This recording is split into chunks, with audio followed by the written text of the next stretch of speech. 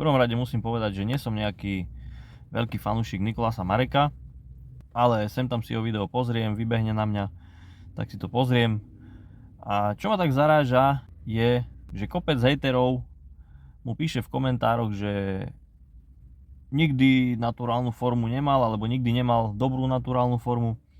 A pritom on to tam niekde video dával, alebo fotky, lenže ono to zapadne prachom a stále si niekto musí do ňoho ripnúť. A naozaj si myslím, že mal veľmi dobrú formu a ak by to ťahal ďalšie roky, tak by tá forma len a len sa zlepšila, nabral by kopec svalov, tá kvalita by tam bola.